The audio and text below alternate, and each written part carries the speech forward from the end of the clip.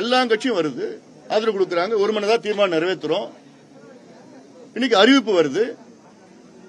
யாராவது கட்சிகள் ஒரு ஆதரவு, ஒரு பெரிய ஒரு வரலாற்று அறிவிப்பு வந்திருக்குது, நாங்க ஆதரிக்கிறோம், வரவேற்கிறோம், யாராவது என்ன பிரச்சனை உங்களுக்கு?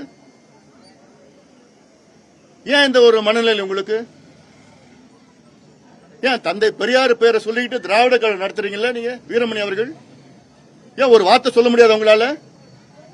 அப்புறம் என்ன நீங்க சமூக நீதி பத்தி பேசுறீங்க?